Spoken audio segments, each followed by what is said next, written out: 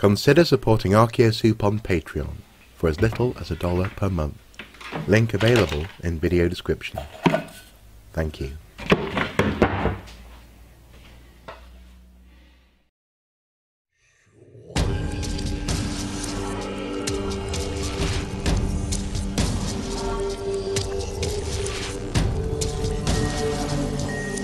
Questions of Doom.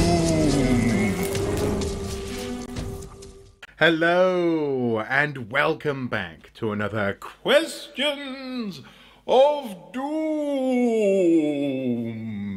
In this series, as ever, I attempt to answer questions that you send my way using the archaeosoup@gmail.com email address, as displayed on the YouTube channel homepage, but as you'll also see at the end of this video. In answering these questions by video, it is my fond hope that the answer is not only useful to the person who's asked the question, but also anyone else out there who may be wondering the same thing. Now, today's question of doom seems to have been inspired by the previous question of doom, but I think it's a worthwhile expansion on some of those thoughts and ideas. And when I first got this question in my inbox, I was very excited indeed, because it was from Alfred. I'll cancel the pizza. No, obviously not. Obviously not. The actor Michael Gough is sadly no longer with us, and I'm sure that Michael Gough of the question has heard that joke before. Anyway, the question goes like this: I am lucky enough to live near Thurfield Heath in North Hertfordshire. It has many barrows and is a fairly well preserved ancient landscape. In my many wanderings on the heath, I began to wonder who the Five Hills group of barrows were for and where they lived. Although the landscape is well preserved, the still existing barrows were investigated, in inverted commas, by clumsy amateur antiquarians in the 18th and 19th centuries. Sometimes they were disappointed to dig a barrow and find only some old bones, which they threw away. Sometimes landowners improved, again inverted commas, their land by destroying and flattening ancient barrows. Now, I'm aware, as an interested amateur, that there are many mad archaeological theories have been dreamed up by untrained amateurs, and I'm keen not to be counted in their number.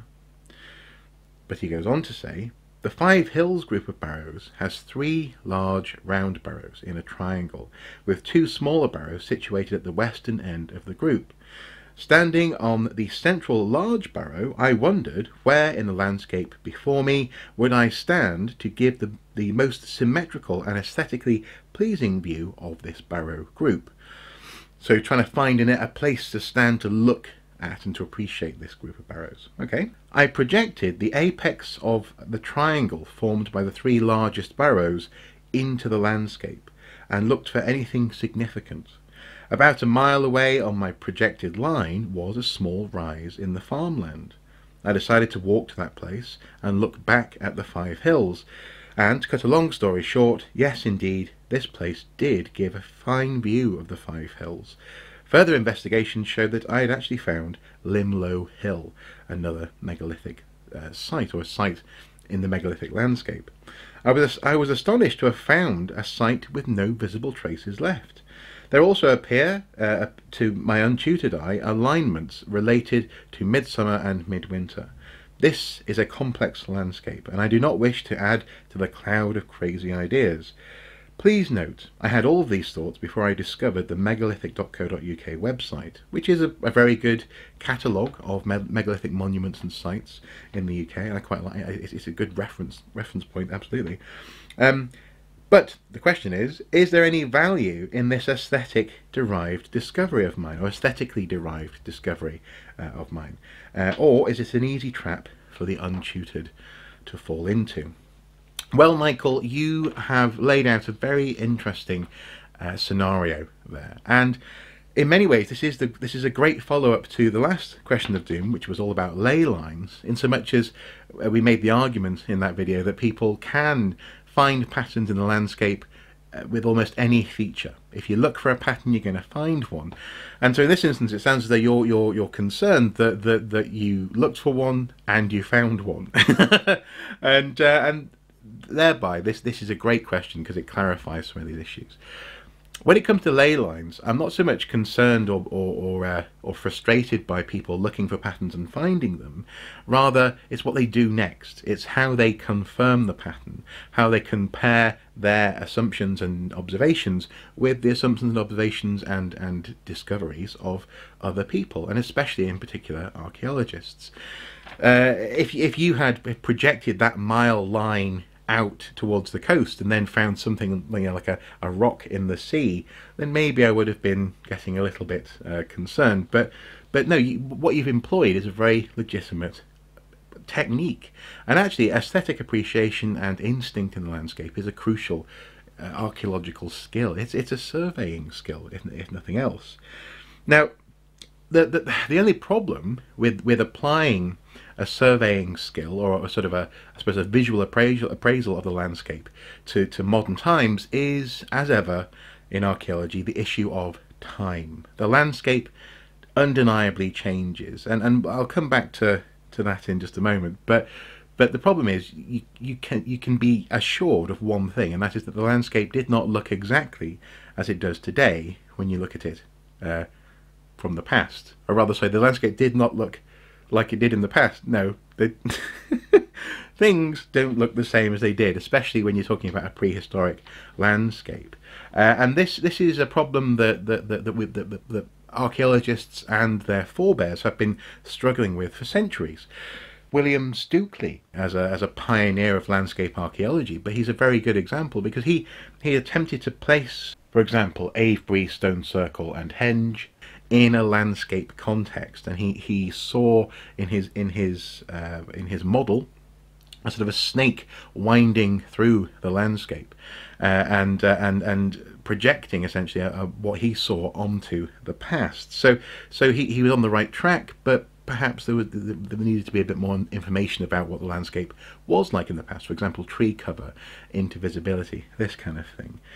Flash forward to the 20th century, and you have pioneers like Lewis Binford, for example, trying to understand prehistoric landscapes from a logistical standpoint, trying to find new sites, even using the assumption that the people in the past would have positioned themselves logically in relation to resources, in relation to other humans, in relation to trade routes, in relation to migration routes of, for example, prey if they're hunter-gatherers, and looking for camps accordingly on certain ridges or in certain areas. And sometimes this works, but sometimes, more often than not actually, it doesn't work. There have been similar attempts to use logistics to try and understand, for example, different territories that people in the past might have adhered to, and those models quickly fall apart because people don't, well, we're not robots, we don't use the landscape in a statistically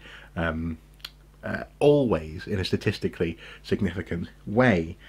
Now, then there's a sort of a swing back towards a bit more of a sort of a instinctual approach to landscape when we look at phenomenology, something which I very much appreciated and studied in quite a lot of depth in university, because the idea of trying to understand landscape from the perspective of the viewer is probably the closest we can get, really, short of actually excavating sites or excavating a whole landscape, to trying to understand what it's like to pass through landscape.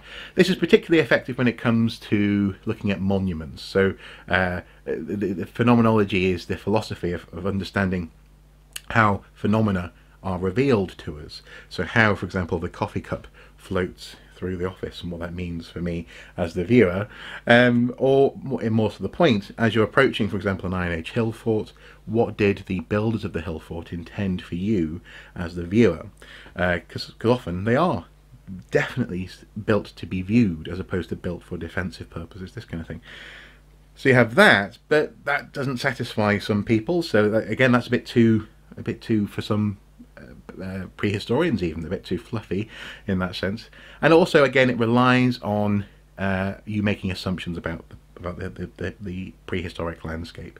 There are people who attempted to walk monuments in the Salisbury Plain and have in their notes had to accept the fact that power lines and rights of way and little, the fence style things you have to cross over, when you follow these pathways through farmland and this kind of thing, they impede your natural, instinctual, phenomena-driven understanding of the landscape.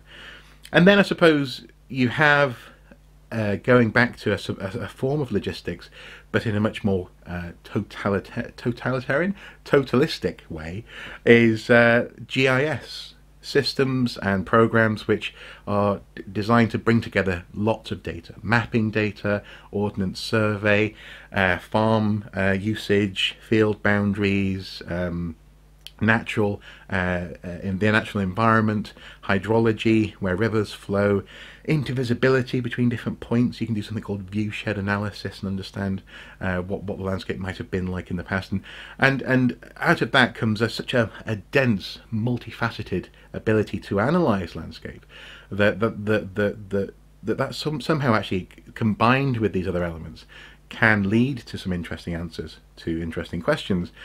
But ultimately, it all comes back to someone making an observation in the landscape and having an aesthetic, as you put it, understanding of where they are. But even with all the data and all the instinct and all the aesthetic appreciation in the world, we have to come back to this question of how much the landscape has changed. But that's not always a lost cause either. For example, okay, in the middle of a city, absolutely, the landscape has changed beyond recognition, sometimes within a generation, if a new shopping centre is built or something like that. But certainly over the course of, say, 1,000 years, a place like York has changed beyond recognition. You cannot have any sense of what it was like to live in Kuppagata, Coppergate, by standing there today. You just can't. It's impossible.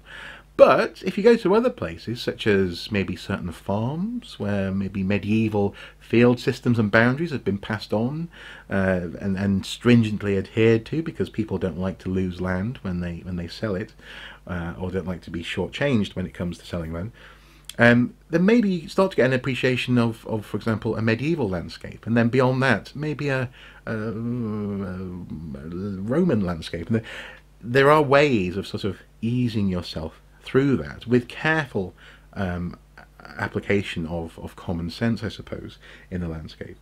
It's also worthwhile remembering that there'll be key topographical features that really won't change over the course of humanity, frankly.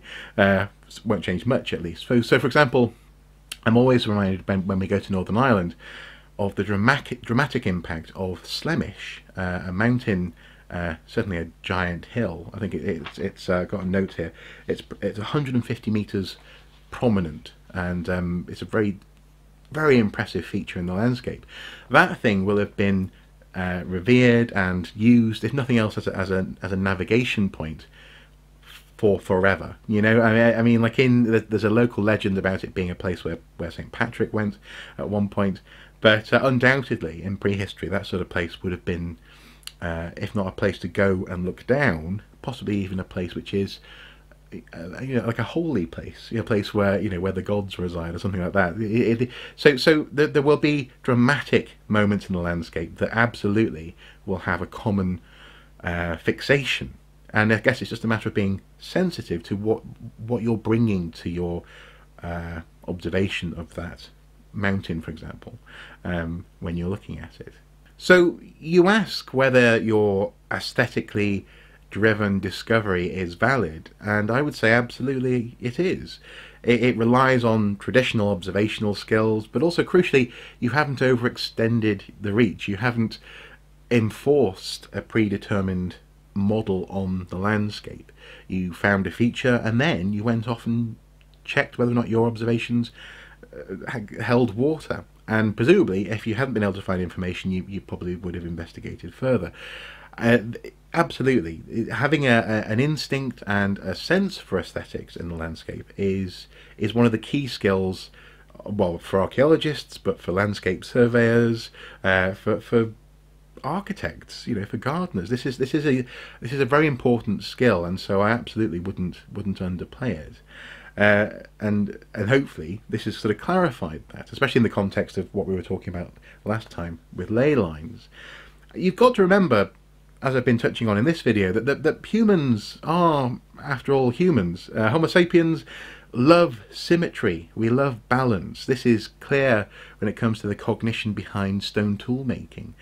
Stone tools have a certain symmetry which we still find pleasing today. So there's a connection there, and odds are, if you find something intriguing, there's a good chance that you met that someone in the past has as well.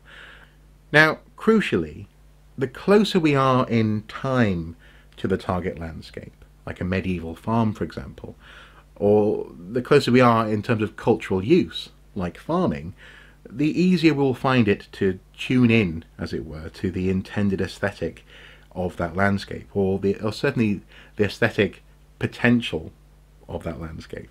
A farm is a farm, and yes, okay, farming techniques change.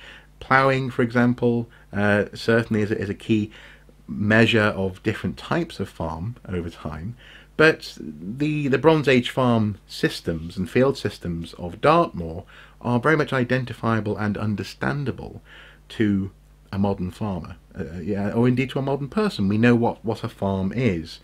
So it's an element of time distance that may get in the way of an instinctive aesthetic appreciation, but also cultural usage. As soon as maybe we go beyond farming in the landscape, and people are living in the landscape, moving through it, experiencing it in a different way to what we might, or how we might understand, then it becomes more difficult to see as they might have seen, and therefore to find some of these sites in that aesthetic way.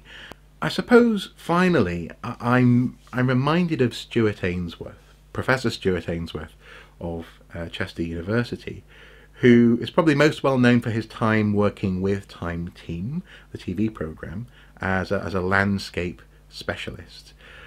He would combine years of experience with English heritage with I suppose observations in the landscape, but also an element of instinct to put the site of the week into a landscape context.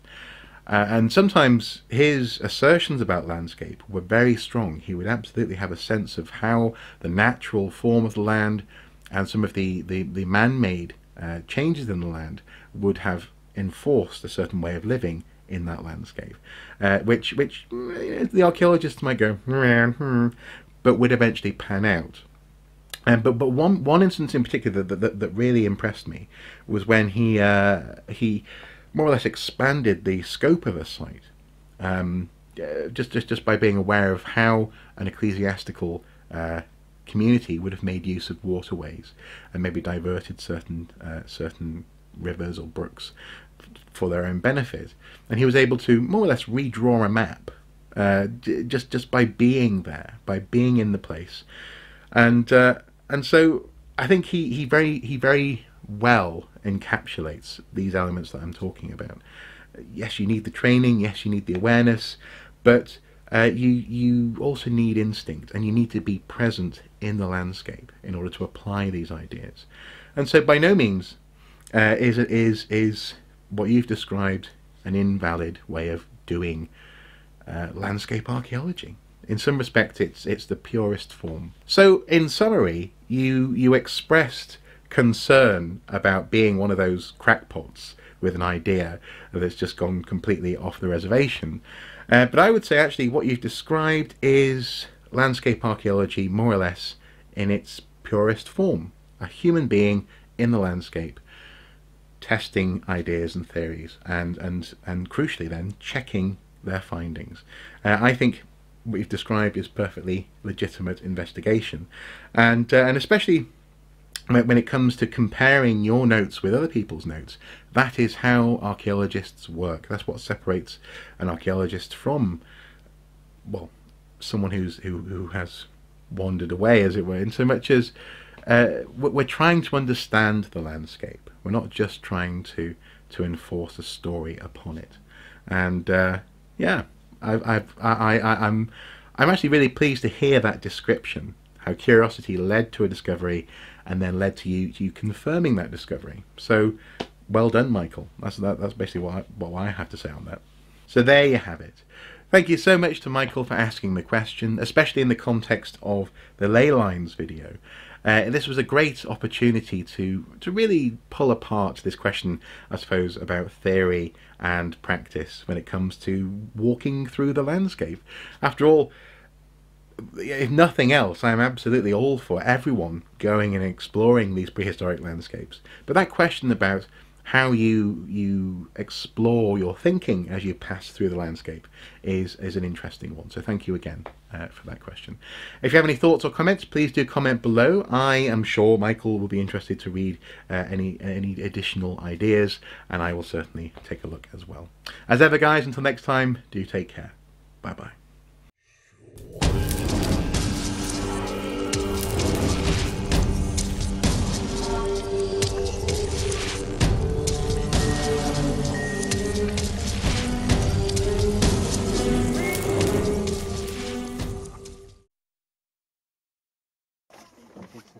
I've broken a sieve, I'm sorry to say. It's speared me. Yeah, as I broke it. It wasn't particularly wet with There we are. Oh, love. Thank you very much. Thank you. Don't have a pencil, do you? In the drawing box. Thank you, sir.